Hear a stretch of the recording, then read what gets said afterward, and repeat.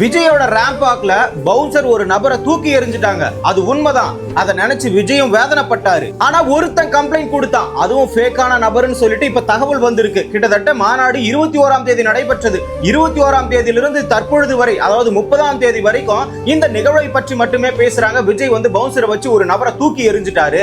அதுவும் இல்லாம தொண்டர்களை ஒரு பொருட்டாவே மதிக்கிறது கிடையாது. வெயில்ல அவர்களுடைய தொண்டர்கள் கஷ்டப்பட்டாங்க, கூடவே கிரீஸ வேற தடவி வச்சிருக்காரு. இதெல்லாம் மனிதாபிமானத்தோட நடந்துக்கிற ஒரு மனுஷன் செய்யற வேலையா? ஆட்சி அதிகாரத்துல இடம் கிடைச்ச உடனே இவர் எப்படி மக்களுக்கு பாதுகாப்பு கொடுப்பாருன்னு சொல்லிட்டு இப்படி எல்லாம் அரசியல் கட்சிகள், தலைவர்கள், தொண்டர்கள், பாசறை வைத்து பயிற்சி பெற்ற பேச்சாளர்கள் எல்லாருமே விஜய் மீது விமர்சனம் வச்சாங்க. ஐயா, இந்த ஒட்டுமொத்த தமிழகத்துக்குமே தெரியும், தூய்மை பணியாளர்கள் 15 நாள் போராடினாங்க. எதுக்காக? தங்களுக்கு நிரந்தர பணி வேண்டும் என்பதற்காக. போராடினது ஒரு குத்தமா? அந்த மொத்த கூட்டத்தையும் ஒரே நைட்ல போலீஸ் வந்து திருடர்கள் மாதிரி இரவுல வந்து குண்டு கட்டா அடிச்சு இழுத்துட்டு போனாங்க. பெண்கள்ல பத்தாததுக்கு ஸ்டேஷன்ல வச்சு அடிச்சாங்க. ஹாஸ்பிடலுக்கு போகணும்னு சொன்னா கூட விடல. விஜயை விமர்சனம் செய்தவர்களுக்கு இந்த மக்கள் பாதிக்கப்பட்டதெல்லாம் கண்ணுக்கு தெரியலையா? அரசியல் கட்சியா அவங்க பின்னாடி நின்னு வழக்கு போடணும்னு தோணலையா? ரசிகனாக விஜய நெருங்கினது தவறு. பவுன்சர்கள் செய்த செயல் எதிர்பாராத விதமாக நடைபெற்றது.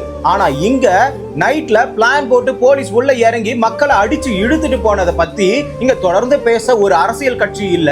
அவங்களுக்காக சப்போர்ட் பண்ணி வழக்கு போடவும் ஒரு அரசியல் கட்சி இல்ல. இது என்னடா நியாயம் இது?